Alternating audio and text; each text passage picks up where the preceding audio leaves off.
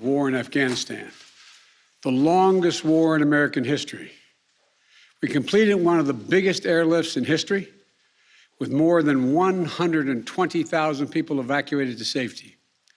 That number is more than double what most experts thought were possible. No nation has ever done anything like it in all of history. Only the United States had the capacity and the will and ability to do it, and we did it today. The extraordinary success of this mission was due to the incredible skill, bravery, and selfless courage of the United States military and our diplomats and intelligence professionals. For weeks, they risked their lives to get American citizens, Afghans who helped us, citizens of our allies and partners and others on board planes and out of the country. And they did it facing a crush of enormous crowds seeking to leave the country. And they did it knowing ISIS-K terrorists, sworn enemies of the Taliban, were lurking in the midst of those crowds. And still, the women and men of the United States military, our diplomatic corps, and intelligence professionals did their job and did it well, risking their lives, not for professional gains, but to serve others, not in a mission of war, but in a mission of mercy. 20 service members were wounded in the service of this mission. 13 heroes gave their lives. I was just at Dover Air Force Base for the dignified transfer. We owe them and their families a debt of gratitude we can never repay, but we should never, ever, ever forget. In April, I made a decision to end this war. As part of that decision, we set the date of August 31st for American troops to withdraw. The assumption was that more than 300,000 Afghan national security forces that we had trained over the past 2 decades and equipped would be a strong adversary in their civil wars with the Taliban. That assumption that the Afghan government would be able to hold on for a period of time beyond military drawdown turned out not to be accurate. But I still instructed our national security team to prepare for every eventuality, even that one. And that's what we did. So we were ready when the Afghan security forces, after 2 decades of fighting for their country and losing thousands of their own, did not hold on as long as anyone expected. We were ready when they and the people of Afghanistan watched their own government collapse and their president flee amid the corruption and malfeasance, handing over the country to their enemy, the Taliban, and significantly increasing the risk to U.S. personnel and our allies. As a result, to safely extract American citizens before August 31st, as well as embassy personnel, allies and partners, and those Afghans who had worked with us and fought alongside of us for 20 years, I had authorized 6,000 troops, American troops, to Kabul to help secure the airport. As General McKenzie said, this is the way the mission was designed. It was designed to operate under severe stress and attack, and that's what it did. Since March, we reached out 19 times to Americans in Afghanistan with multiple warnings and offers to help them leave Afghanistan, all the way back as far as March. After we started the evacuation 17 days ago, we did initial outreach and analysis and identified around 5,000 Americans who had decided earlier to stay in Afghanistan, but now wanted to leave. Our Operation Allied Rescue ended up getting more than 5,500 Americans out.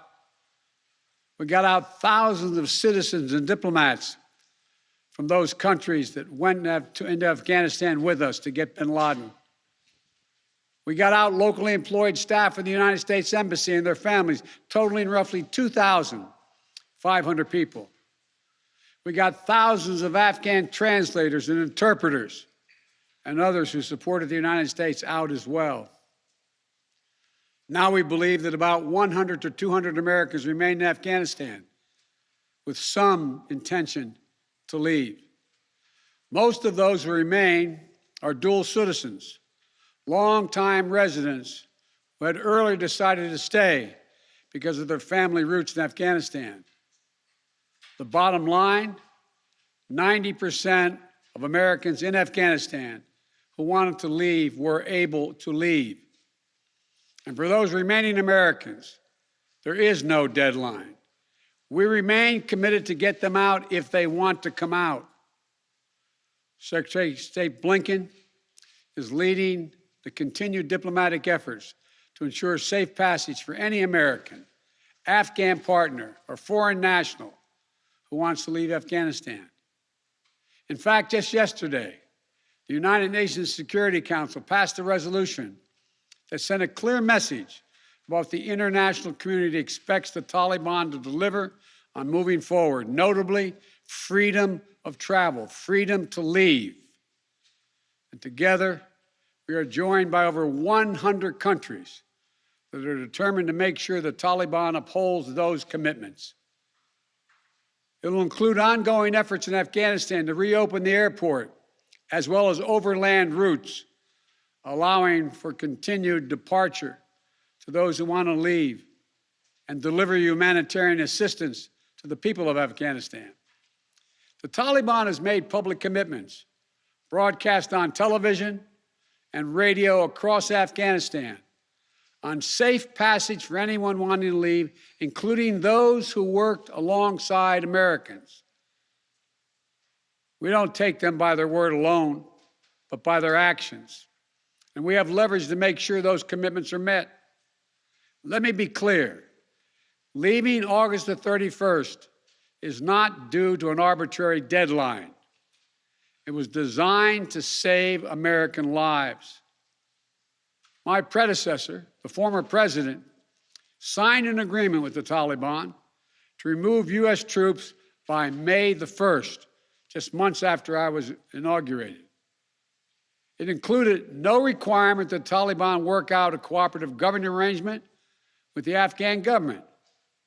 But it did authorize the release of 5,000 prisoners last year, including some of the Taliban's top war commanders, among those who just took control of Afghanistan.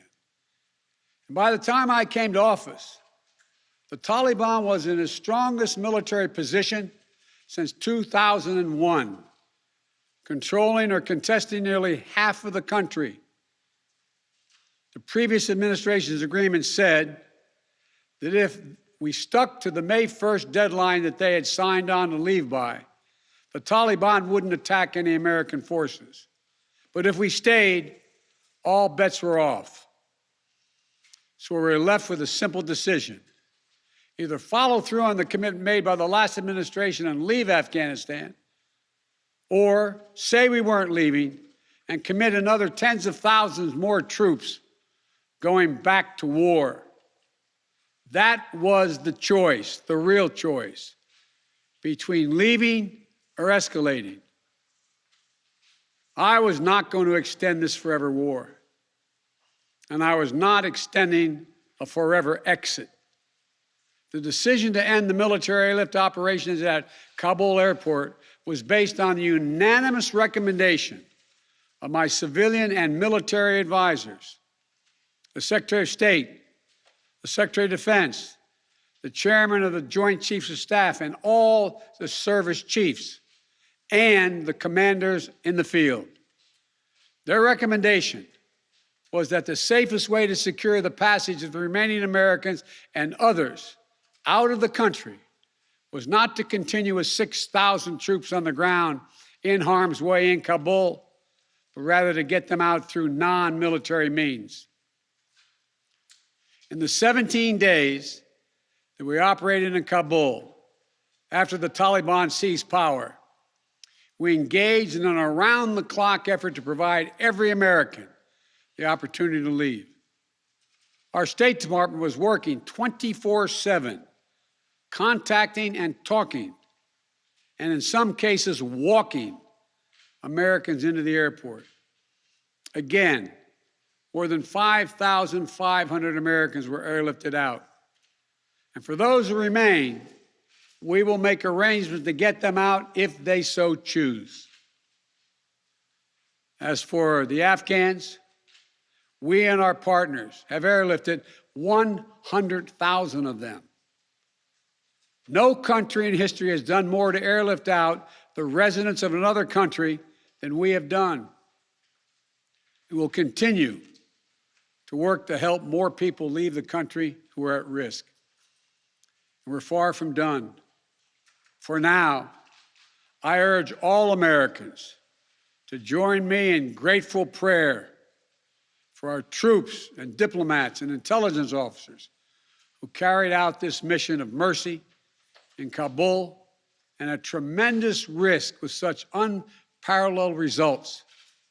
An airlift that evacuated tens of thousands, to a network of volunteers and veterans who helped identify those needing evacuation, guide them to the airport, and provided them for their support along the way. We're going to continue to need their help. We need your help, and I'm looking forward to meeting with you. And to everyone who is now offering or who will offer to welcome Afghan allies to their homes around the world, including in America, we thank you. I take responsibility for the decision. Now some say we should have started mass evacuation sooner. And couldn't this have been done in a more orderly manner? I respectfully disagree. Imagine if we'd begun evacuations in June or July, bringing in thousands of American troops and evacuating more than 120,000 people in the middle of a civil war. There still would have been a rush to the airport, a breakdown in confidence and control of the government, and it still would have been a very difficult and dangerous mission. The bottom line is there is no evacuation from the end of a war that you can run without the kinds of complexities, challenges, and threats we faced. None. There are those who would say we should have stayed indefinitely for years on end. They ask, why don't we just keep doing what we were doing? Why do we have to change anything? The fact is, everything had changed. My predecessor had made a deal with the Taliban. When I came into office, we faced a deadline, May 1. The Taliban onslaught was coming. We faced one of two choices: follow the agreement of the previous administration and extend to have more time for people to get out, or send in thousands of more troops and escalate the war. To those asking for a third decade of war in Afghanistan, I ask, what is the vital national interest? In my view, we only have one: to make sure Afghanistan can never be used again to launch an attack on our homeland. Remember why we went to Afghanistan in the first place? Because we were attacked by Osama bin Laden and al-Qaeda on September 11th, 2001. And they were based in Afghanistan. We delivered justice to bin Laden on May 2nd, 2011, over a decade ago. Al-Qaeda was decimated. I respectfully suggest you ask yourself this question. If we'd been attacked on September 11, 2001, from Yemen instead of Afghanistan, would we have ever gone to war in Afghanistan? Even though the Taliban controlled Afghanistan in the year 2001? I believe the honest answer is no. That's because we had no vital interest in Afghanistan other than to prevent an attack on America's homeland and our friends. And that's true today. We succeeded in what we set out to do in Afghanistan over a decade ago. Then we stayed for another decade. It was time to end this war. This is a new world. The terror threat has metastasized across the world, well beyond Afghanistan. We face threats from al-Shabaab in Somalia, al-Qaeda affiliates in Syria and the Arabian Peninsula, and ISIS attempting to create a caliphate in Syria and Iraq and establishing affiliates across Africa and Asia. The fundamental obligation of a president, in my opinion, is to defend and protect America, not against threats of 2001, but against the threats of 2021 and tomorrow. That is the guiding principle behind my decisions about Afghanistan.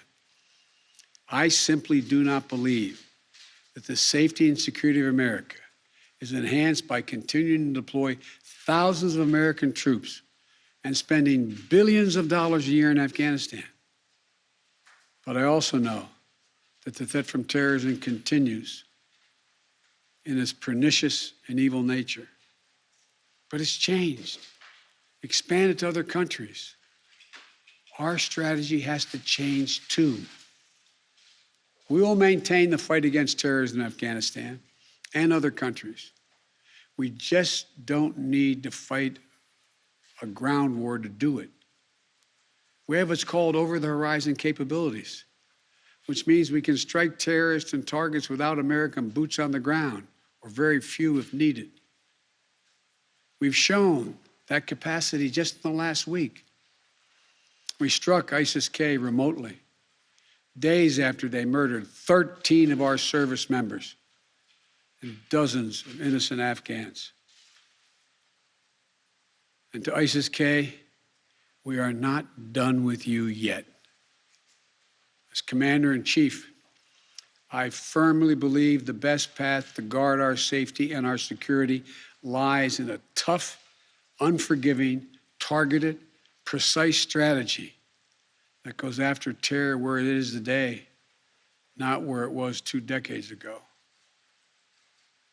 That's what's in our national interest.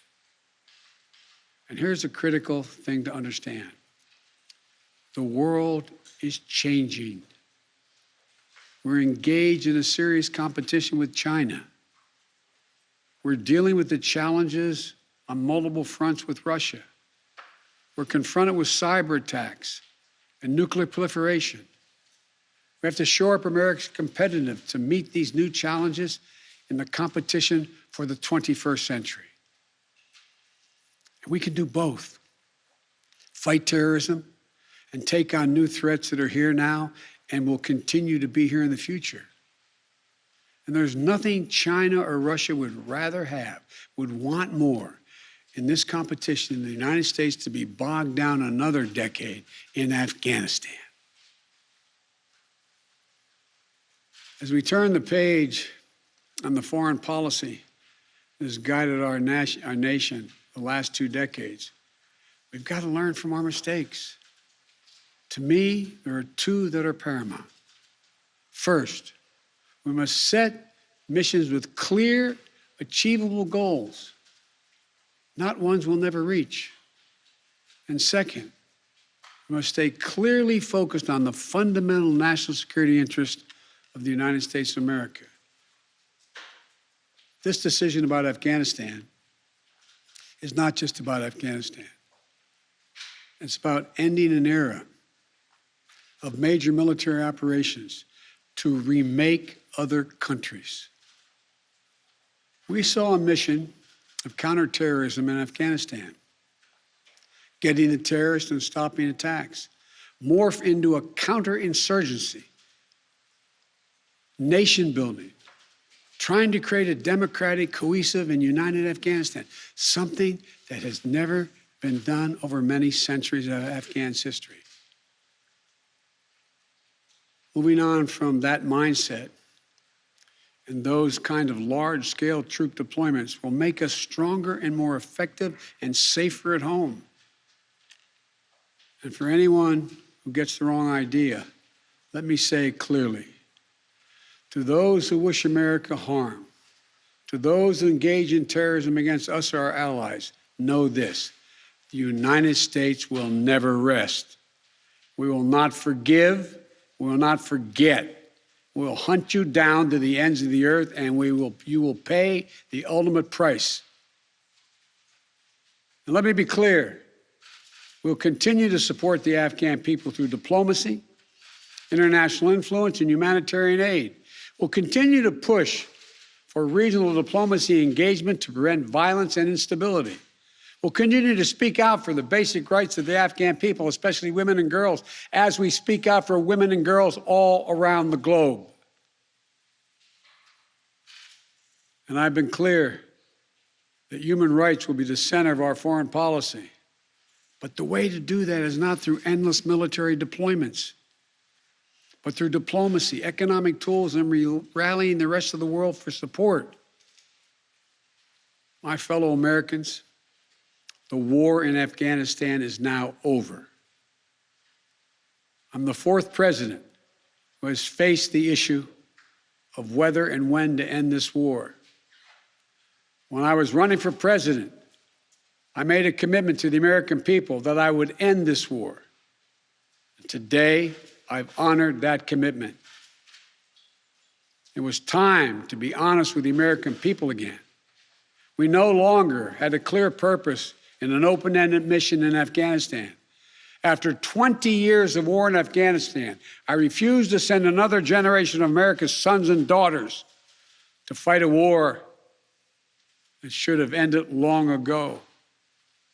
After more than $2 trillion spent in Afghanistan, a cost that researchers at Brown University estimated would be over $300 million a day for 20 years in Afghanistan, for 2 decades. Yes, the American people should hear this, $300 million a day for 2 decades.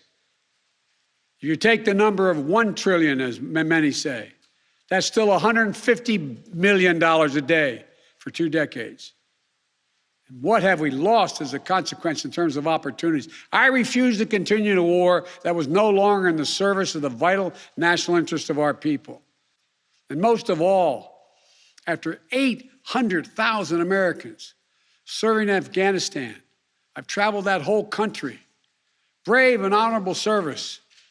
After 20,744 American servicemen and women injured, and the loss of 2,461 American personnel, including 13 lives, lost just this week, I refuse to open another decade of warfare in Afghanistan.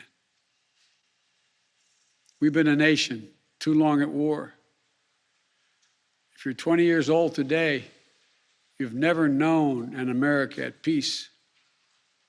So when I hear that we could have, should have continued the so-called low-grade effort in Afghanistan, at low risk to our service members, at low cost, I don't think enough people understand how much we have asked of the 1% of this country who put that uniform on, willing to put their lives on the line in defense of our nation.